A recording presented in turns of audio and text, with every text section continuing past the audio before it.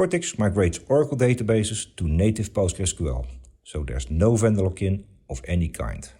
When we first released Cortex 2 years ago, we focused on bringing together all the functionalities we developed over the years to make the migrations of Oracle databases to PostgreSQL as effective and efficient as possible.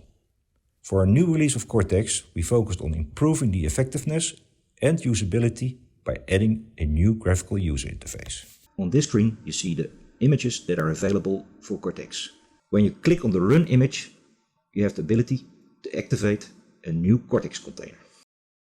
You fill in the database name of the Oracle database you want to migrate. We're going to create a container to migrate an Oracle database to Postgres 14. By clicking on Upload Files, you're able to select the CSV files that are created for the migration of this database. By selecting them all and click on the Open, it will transfer these files from your file system into Cortex. By clicking on the Start button, it will load the CSV files into the PostgreSQL database. This step is now finished. Now the files are loaded. Quick inventory is made of the database you're going to migrate. For instance, here you see check constraints that needs to be migrated from Oracle to Postgres. Via this mig list, you can exclude objects you don't want to migrate. Now we're on the screen where you can start the data object migration. When you click on the Settings button, it will open a window where you have some choices how to translate the Oracle data types to PostgreSQL. By opening the row 2, you see you have 3 options. Default is byte array, but you can also choose for UUID or text as a data type to migrate to. There's also an option for the unspecified number integer, and here you can see that you can choose either for a numeric, which is default, integer, or big int. Click on Confirm, and you can continue with your data object migrations. By clicking on Start, the process will start. As you can see, it starts with generating sequences for each schema, the tables, indexes, etc. As a last step of the data object migration, there's a step called Inventory, and now the data object migration is finalized. This step creates 5 different reports. These reports are available on the left side.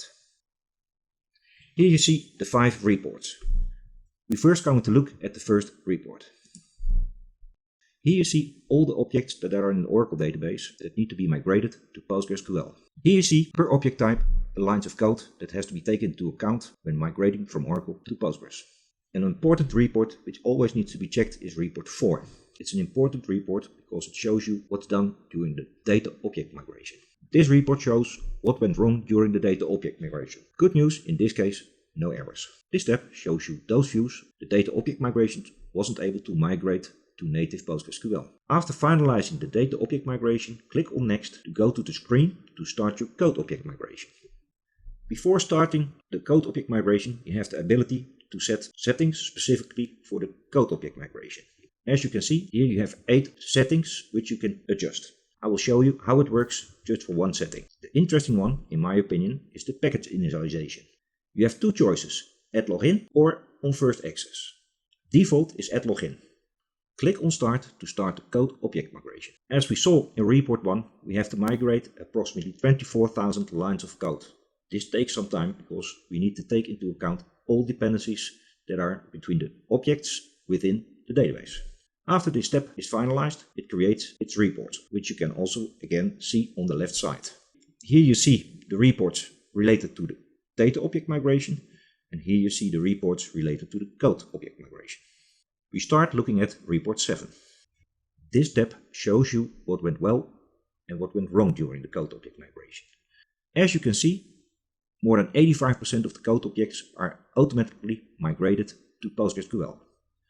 Approximately 14% needs manual adjustments. This step shows you the time needed to finalize this migration. The time needed for manual adjustments.